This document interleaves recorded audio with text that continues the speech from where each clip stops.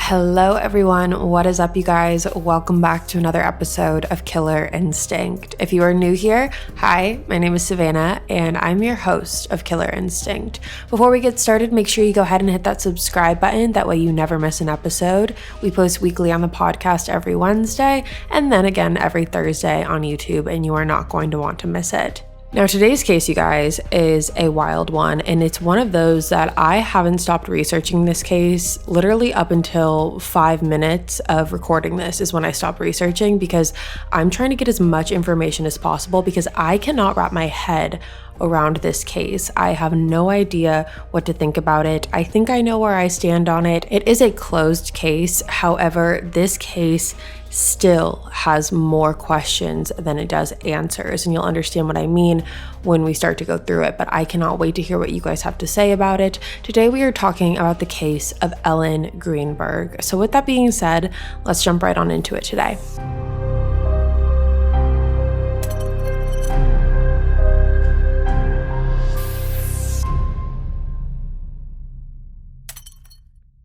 Before we do jump into today's case, I do want to put a trigger warning on here. We are going to be talking about suicide today, and I know it might seem a little ironic to put a trigger warning on a true crime podcast or a true crime video, but we're going to be going into details today about potential suicide, methods of suicide, and things like that. So if that is triggering to you in any way, please click off the video. I'll see you in the next one. Ellen Rae Greenberg was born on June 23, 1983 to her parents Joshua and Sandra Greenberg, both who actually worked in the dental field. Ellen was an only child, and being the only child, she was her parents' pride and joy. They all loved spending time together, and they were a very close and tight-knit family. Her parents said that Ellen was a ray of sunshine who loved life and people and loved bringing people together. Ellen was also described by her dad as a girly girl. She loved makeup and dresses and dressing up, all from her early childhood ages until her life ended. She loved dressing up. So she had the girly girl side, but Ellen was also very athletic as well. She loved sports and she was very talented in them. So because Ellen was so nurturing, it was no surprise to anyone when she became a teacher. Ellen got a job as a teacher at the Juniata Academy, located in Philadelphia. Ellen had taught in multiple grades, but at the time that this happened, she taught as a first grade teacher and was absolutely loving her job. She loved being able to work with the kids, and the students remembered her as someone who always showed genuine love and care to them. Ellen always listened to what her students had to say and really did anything that she could to help them. And it's heartbreaking because when you go to Ellen's obituary online and you read the countless, and I mean countless, I couldn't even get through all of them, comments that people have left just expressing their appreciation for Ellen, or that one time she did something nice for them and it stuck with them for years after. It really does seem like Ellen was a person that would give the shirt off of their back to someone who needed it. And I know we say that a lot about people in these cases. It's always said, they're a ray of sunshine. They would light up a room that they walked into. But honestly, if you go and read the comments, no one had a bad thing to say about her. On that obituary page, you have students commenting saying, she wasn't my teacher, but I heard that she was amazing, or she said this nice thing to me one time. Or you have parents saying that she showed so much dedication to their children and just honestly wanted them to be the best that they could be. And so it really is heartbreaking to see how many people loved Ellen. Now, in Ellen's early to mid-20s, she ended up meeting a guy named Sam Goldberg. Now, Sam was a television producer for NBC, so a pretty big name, and the two of them hit it off immediately. Now, after about 3 years of dating, the two of them decided to get engaged, which they did, and they both were thrilled, especially Ellen. The idea of planning a wedding seemed to be so much fun, and, the dresses and the decor and everything seemed so exciting to her, and the two of them actually picked out a date. They were set to get married on August 13th, 2011, at the Hershey Hotel located in Pennsylvania. So this was going to be a big wedding. There was going to be a lot of people. It was going to be very lavish and extravagant. And when it comes to Sam, Ellen's parents didn't necessarily love Sam, but they loved the fact that their daughter seemed happy with him. I think that that's the case with most parents. Most parents always think that no one is ever good enough for their child. And I think that, in the best way possible, that is what Ellen's parents thought as well. They loved the fact that Sam seemed to make Ellen happy, but they didn't necessarily love Sam. It wasn't because Sam was a stellar human that had all of these incredible and amazing qualities. They were just happy that their daughter was happy. So this case begins on January 26th, 2011, and weirdly enough, this was actually 4 days after Ellen sent out the save the date invitations for her and Sam's wedding. And this day started out as any average, normal day. Ellen woke up and was driving to school, and on her way to school, she was calling her mom, and they had a very normal conversation. They talked about tax season that was coming up, and Ellen's mom told Ellen what she needed to do to prepare for that.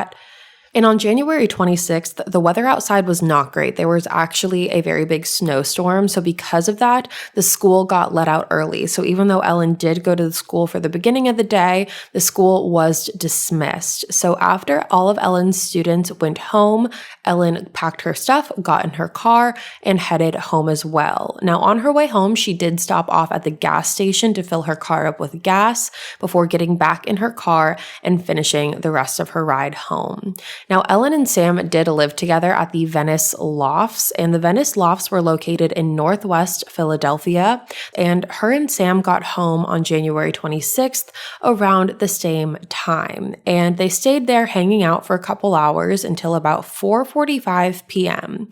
Now, about 4:45, Sam decided that he was going to go to the gym. He was just going to go downstairs to the complex gym because it was snowing outside. Now, Sam was only gone for about 45 minutes because he came back at 5:32 p.m. and when he got back, he noticed that his apartment door was locked. Now, when Sam left, he said that he did not lock the door behind him, so there really was no reason for that door to be locked, and on any average day, neither Sam nor Ellen would lock the door if one of them was home, so Sam was a little confused when he walked up to the door and noticed that it was locked. Now, Sam did have a key, but the issue was that the door was locked from the inside, and it was locked specifically with the swing lock. Now, we've talked about these before. You see a lot of them in like hotel rooms or anything like that. You have the lock that's on the door handle, and then a little bit above that, you'll have the swing lock, which essentially is just an extra layer of protection. It's just an extra lock that you typically always have to lock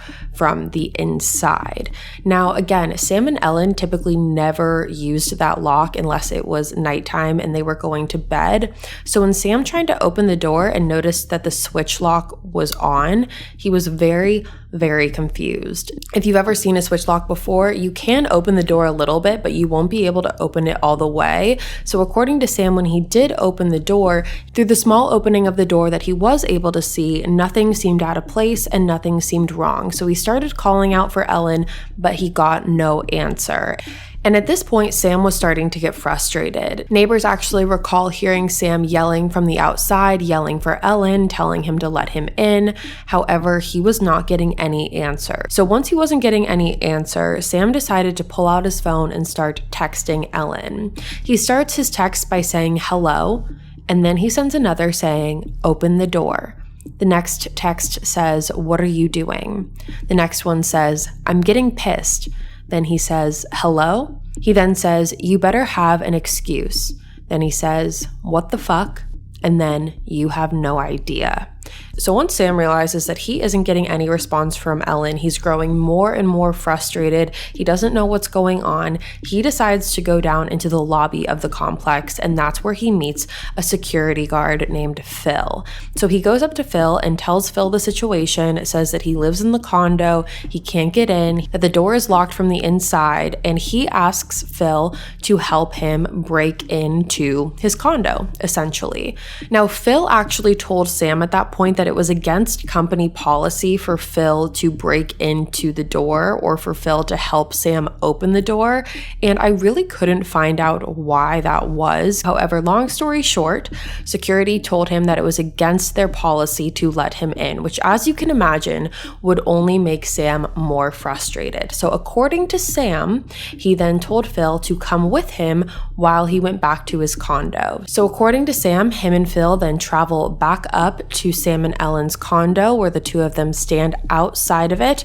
And at this point, Sam said that he told Phil that if Phil isn't going to open the door, Sam is going to break it down himself. And of course, Phil said, I can't let you in. It's against company policy. So ultimately, Sam broke down the front door of his condo. And when he did, he saw his fiancé, Ellen Greenberg, dead on the kitchen floor.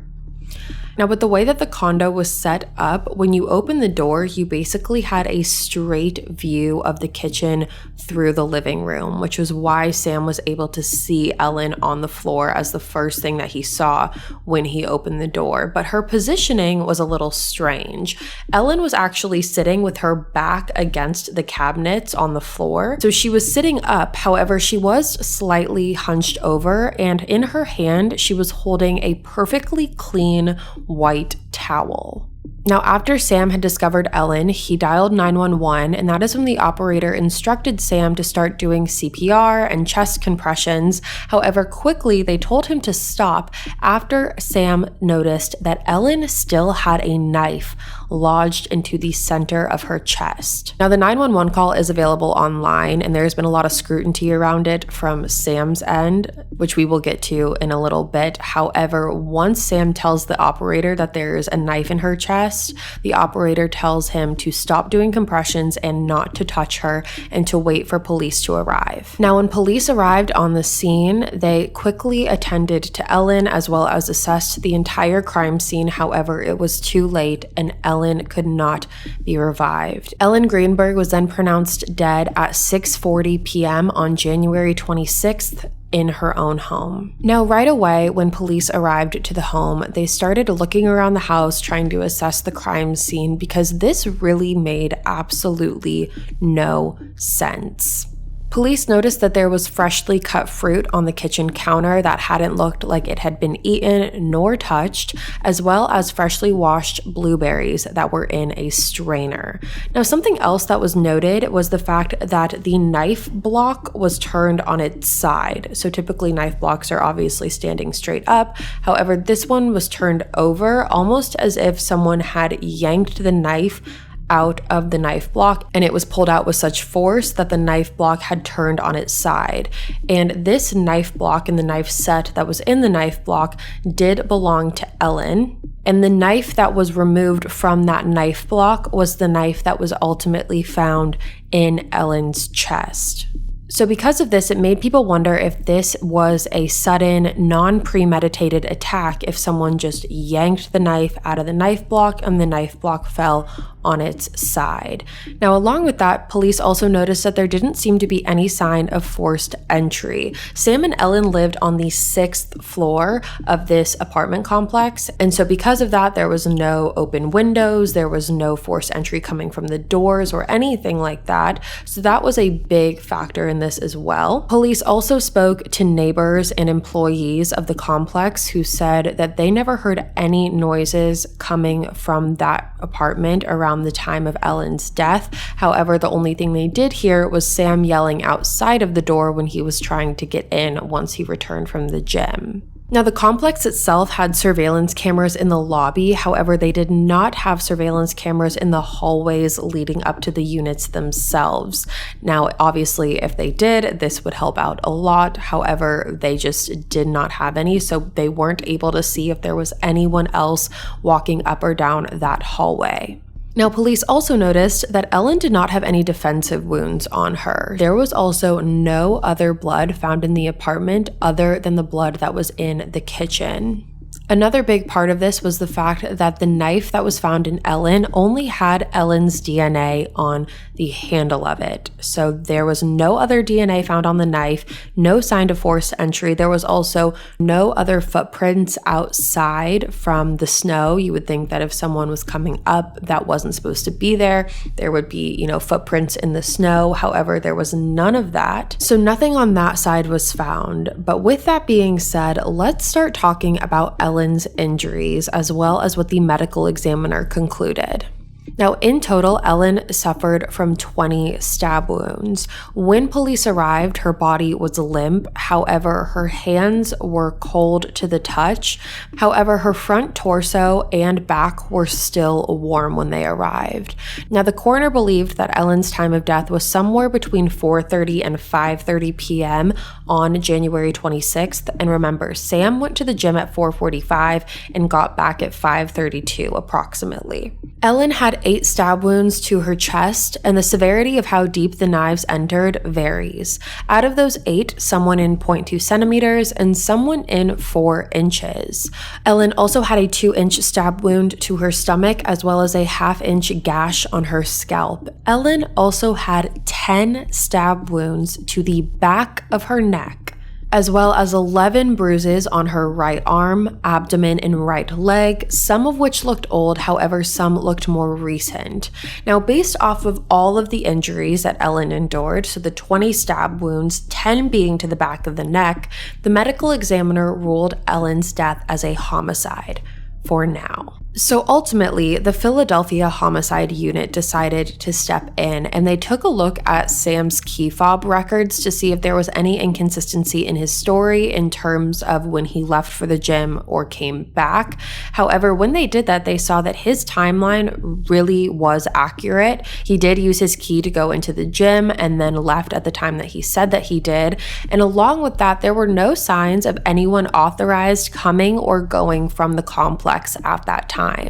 But here is where things get a little tricky. So 3 days after Ellen's death on January 29th, the police came forward to the public and they said that even though the medical examiner had ruled Ellen's death as a homicide, they were looking at it as a suicide. Now, you might be wondering how on earth someone would manage to stab themselves so severely 20 times and 10 of those being in the back of their head, but we're going to get there. Now, the reason that police said that they were looking at this as a suicide was because there was no sign of forced entry, there were no defensive wounds on Ellen, there was no sign of anyone else being in that apartment at that time, and they also blamed Ellen's mental health.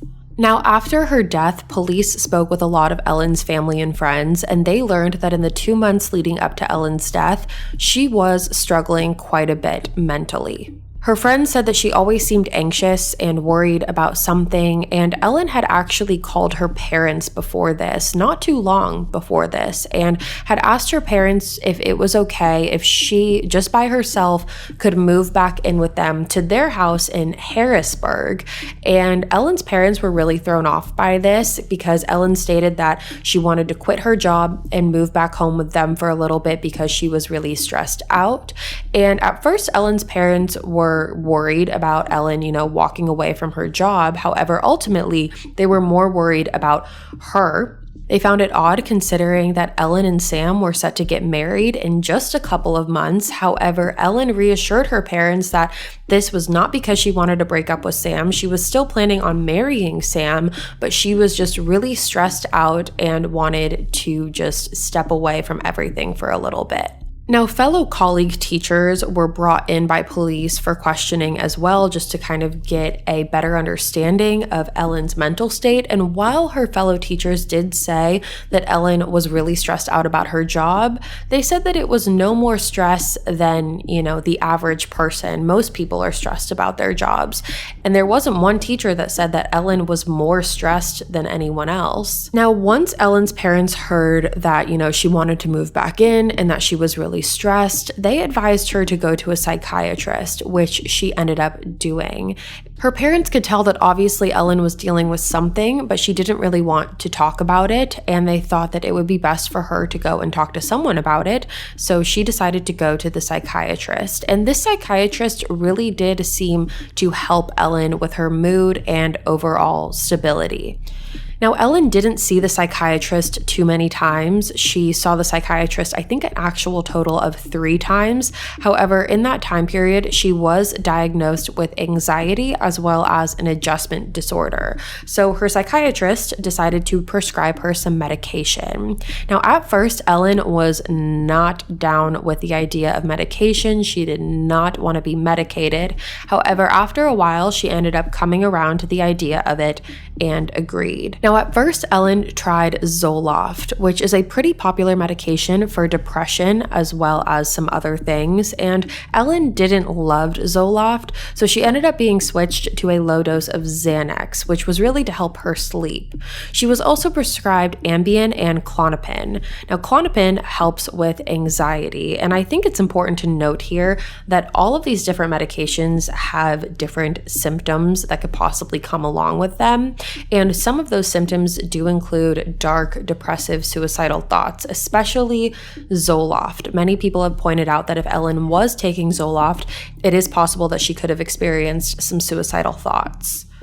Now, in all of Ellen's psychiatrist's notes, Ellen never said one thing negative about Sam or their relationship. She didn't say that she was being abused, physically or emotionally or anything that would point to a big red flag here. Now, after Ellen's autopsy was done, a toxicology report was also done on Ellen, and it showed that she only had 2 out of the 4 medications that she was prescribed to in her system. She had Klonopin and Ambien found in her system. And when police arrived on the scene, those medications were found in the master bedroom and not in the kitchen. But I think it is important to note that the amount that was found in her system was very small. Now, police also looked through her phone and saw that there were no signs of any suicidal searches. And, sometimes people who do have these suicidal thoughts and are planning to take their own life will look up easy ways to commit suicide. There was none of that. The psychiatrist even noted in her own notes that even in Ellen's darkest times, she does not start thinking about suicide. The direct quote is, quote,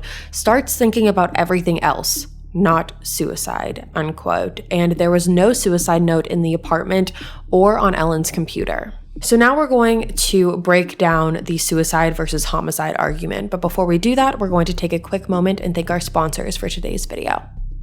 I don't know about you guys, but for me, I know that learning a language in high school was not exactly the peak of my academic career. I took Italian, Spanish, and Latin all in high school, and it was just not working for me. I could never figure out how to not only comprehend the language and be able to speak it, but also be able to understand it when it was being said back to me. There were just so many errors and so many issues, but I've always still wanted to be able to say that I know another language, and that's always been a goal of mine, and that's why I'm so thankful that I found Babbel. Babbel is the language learning app that sold more than 10 million subscriptions. There's an addictively fun and easy way to learn a new language, whether you're traveling abroad, connecting in a deeper way with family, or you just have some free time. Babbel teaches bite-sized language lessons that you'll actually use in the real world. Now, for my language with Babbel, I chose Italian. I just told you guys that I took Italian in high school, and it was something that I always wanted to get back to, and I was so excited to see that Babbel had not only just so many options in general, but they also had that one as well. You can choose from 14 different languages with Babbel, including Spanish, French, Italian, and German. Plus, Babbel's speech recognition technology helps you to improve your pronunciation and accent. Right now, save up to 60% off your subscription when you go to babbel.com/killer. That's babbel.com/killer for up to 60% off your subscription. Babbel, language for life. I don't know about you guys, but I feel like small businesses really now more than ever are taking over. And that's why you cannot afford to miss out on opportunities to grow and keep your customers wanting more. Time is money, so don't waste either with repeated trips to the post office. Because with stamps.com, you can skip the trip and focus on how to take your small business to the next level. Stamps.com lets you print official postage right from your computer and saves you money in the process. So you can spend less time at the post office and more time making your customers happy. You guys, I cannot tell you how many times I have dreaded having to go to the post office and wait in the lines and deal with the hassle and the stress, but stamps.com saves time, money, and really sanity. For more than 20 years, stamps.com has been indispensable for over 1 million businesses. Whether you're an office sending invoices, a side hustle Etsy shop, or a full-blown warehouse shipping out orders, stamps.com will make your life easier. All you need is a computer and a standard printer, no special supplies or equipment. Stop overpaying for shipping with stamps.com. Sign up with promo code KILLER for a special offer that includes a 4-week trial, free postage, and a digital scale. No long-term commitments or contracts. Just go to stamps.com, click the microphone at the top of the page, and enter code KILLER. Have you guys ever wondered why free trials renew without your consent? Well, basically, it's a business scam out to get you. Don't let greedy corporations pocket your money. Download Truebill to take control of your subscriptions. Truebill is the new app that helps you identify and stop paying for subscriptions you don't need, want, or simply forgot about. On average, people save up to $720 a year with Truebill. Because companies make subscriptions hard to cancel, Truebill makes it incredibly simple. Just link your accounts and Truebill will cancel your unwanted subscriptions in one simple tap. And your Truebill concierge is there when you need them to cancel unwanted subscriptions so you don't have to. You guys, I've talked to you about this before, how literally once a month my family would have to sit down and go through every single one of our subscriptions to make sure we weren't being charged for just random ones that we forgot about, but we do not have to do that anymore with Truebill. It has saved us so much time, money, and just sanity. And we actually saved $877 with Truebill in 1 year. Truebill has over 2 million users and helped save them for over $100 million. Don't fall for subscription scams. Start canceling today at truebill.com/killer. Go right now, truebill.com/killer, and it could save you thousands a year. Truebill.com/killer. Coming fresh from my hometown of San Diego, California, comes the only sunglasses brand I'm ever going to wear again. I'm talking about Blenders Eyewear, and you're going to be just as hooked as I was when you see how awesome these shades are. I personally got the Legend Bound shades, and I am obsessed with them. They literally go with every single outfit. They're big, they're exactly the style that I like, and I wear them constantly. Chase Fisher started Blenders by selling his beachy shades out of his backpack while doubling as a surf instructor in Pacific Beach. His goal was to create an adventurous, mid-priced eyewear option with the same cool factor as other leading styles, and safe to say, he accomplished that goal. Unlike expensive big brand shades that you probably lost or smashed in the past, Blenders are actually affordable, so you're not going to cry as much when the inevitable happens. And it's not just sunglasses. Blenders has prescription glasses, readers, and blue lights, as well as a snow collection with goggles and accessories. Live life in forward motion with Blenders today. To get 15% off your Blenders purchase, visit blenderseyewear.com and enter promo code KILLERVIP. That's blenderseyewear.com, code KILLERVIP for 15% off. Blenders, rocked with pride worldwide. Now, I don't know about you guys, but whenever I ask my nieces and nephews how school was for them, if I even ever get an answer, all it is some mumbled version of fine. The last thing that they want to do is talk to me about what they learned at school. It's honestly sometimes like pulling teeth. So I was trying to figure out what excites them and what really interests them in learning. And that's when I discovered OutSchool. OutSchool offers the largest variety of live interactive online classes for kids pre-K through high school. And the classes are actually fun. And not only that, they really do cover every interest that you can think of, like video game design, cartoon animation, playing an instrument, speaking a language, creative writing, and so much more. more. There really is something for every kid, and classes bring kids together around their shared passions and interests, helping them fall in love with learning, making real connections, and new friends. OutSchool makes it easy for kids to learn what they love, a gift that gives back to them over and over for their whole lives. OutSchool has helped my kids get excited about learning, and they can help yours too. To learn more about all that OutSchool has to offer and to save $15 off your child's first class, go to outschool.com/instinct and use code INSTINCT. That's code INSTINCT at outschool.com/instinct to save $15 off your child's first class. outschool.com/instinct. So the argument here is suicide or homicide. So now let's break that down. So the police, who again were looking at this from a suicide angle, got in contact with a neuropathologist. And the reason that they did this is because they wanted to determine whether or not Ellen had severed her spinal cord when she was stabbed in the neck. Now, if Ellen did sever her spinal cord when she was stabbed, this would mean that she could have paralyzed herself, therefore would not have been able to continue to stab herself. However, if she didn't sever her spinal cord, and if she only hit her spinal cord, she would have been able to continue to stab herself and actually would have more than likely gone numb, which in turn could have made it easier for her to continue to stab herself because she wouldn't have felt any of the pain. Now, severed versus just hitting, just to break that part down for you, is, from my understanding, when you sever your spinal cord, you are slicing or dividing it. So you're basically cutting fully into it. However, if you're hitting it, that's not the same thing. And so when this specific neuropathologist looked into it, they found that Ellen did not sever her spinal cord. Therefore, that argument is she could have continued to stab herself because she could have possibly gone numb, or if she didn't, she just could have continued to stab herself in the back of the neck, but she was not paralyzed.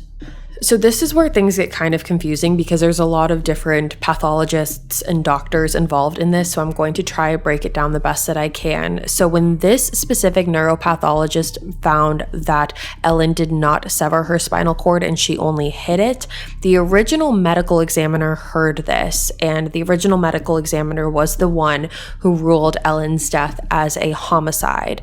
Now, when that medical examiner heard about the neuropathologist's findings, they then changed their ruling from a homicide to a suicide as well. Now, again, the suicide theory is supported by the facts of there was no sign of forced entry, and Ellen and Sam were on the 6th floor. Ellen also had no defensive wounds on her, and the door was locked from the inside. There was no blood found anywhere else in the apartment, and if Ellen was incredibly stressed out and on these different medications, it's not completely outlandish to think that maybe she was going through something a little bit deeper and darker than anyone really thought of.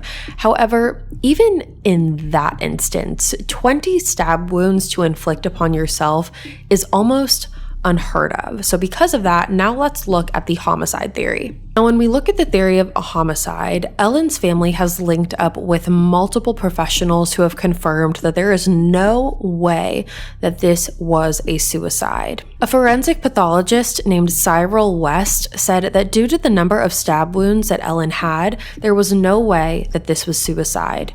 The family also hired an attorney and hoped that the attorney and Cyril could talk to the police about opening the case back up because they were very, very quick to close this case. However, police have never opened this case back up. Now, a retired police veteran named Tom Brennan also came forward and said that just because someone doesn't have any defensive wounds on them doesn't necessarily mean it was a suicide. Tom Brennan brought up the theory of a blitz attack, which is essentially when a victim is attacked without any knowledge or has no idea the attack is coming, so they're attacked basically by surprise and they have no time to defend themselves. Now, Tom Brennan also found out that the medical examiner who changed their finding from homicide to suicide had a piece of Ellen's spinal cord at their office. Now, Tom Brennan got in contact with the medical examiner and asked to go and pick up the piece of the spinal cord, which the medical examiner agreed to.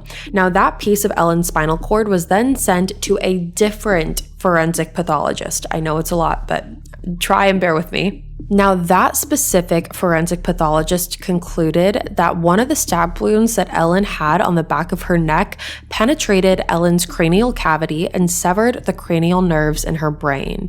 And the result of that would have been either Ellen passing out or being severely impaired and experiencing horrific pain.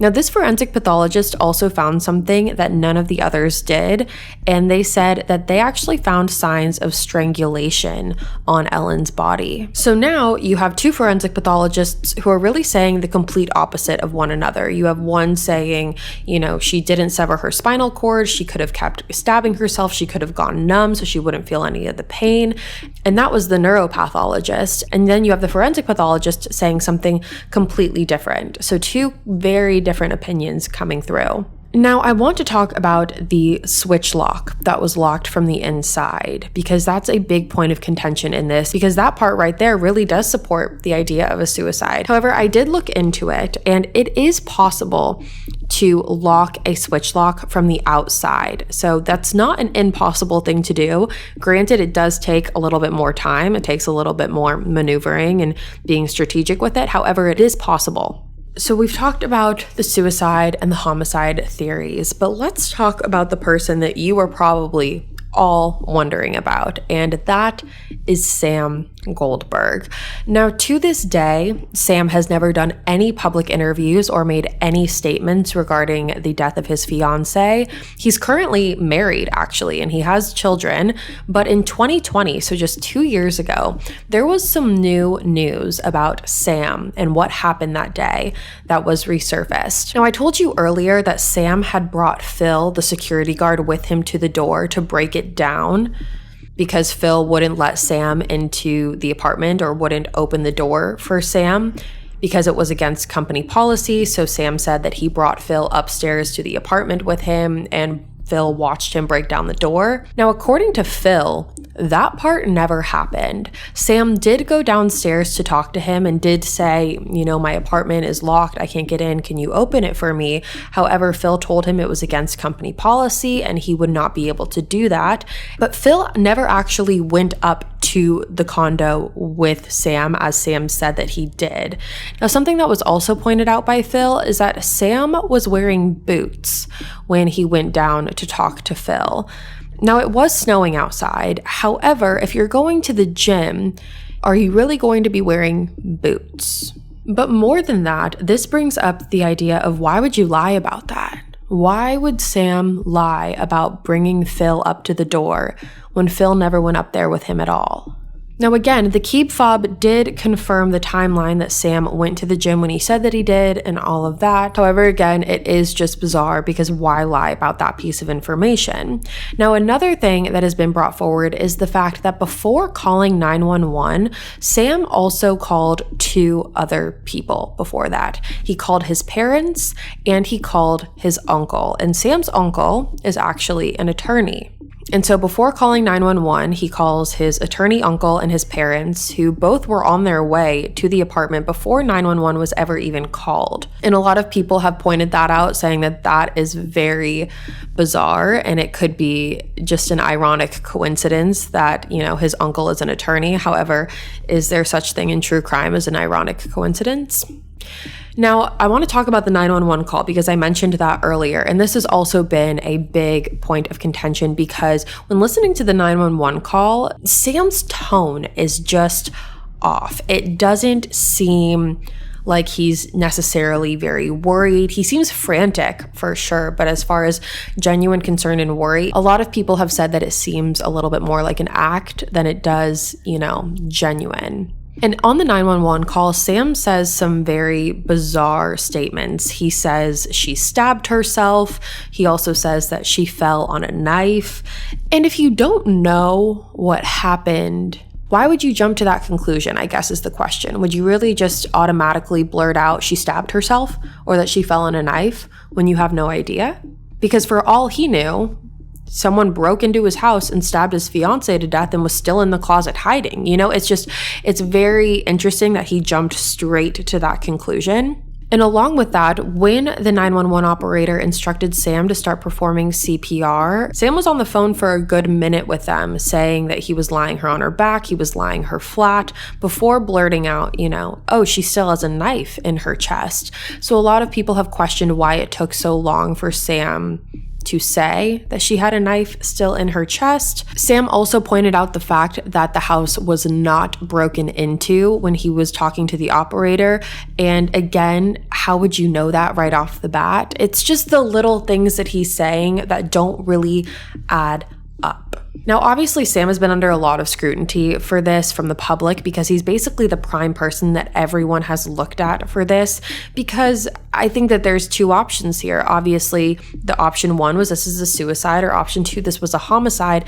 And more likely than not, there is no evidence that suggests that this was a home invasion that turned homicide, or that this was a random attack, or that this was anyone else other than either Sam or Ellen. Now, I also want to talk about the theory of suicide and some questions that have come up, through doing my research and looking at other people's comments and just my own thoughts. And the first one is the cause of death, which was stabbing and suicide by stabbing.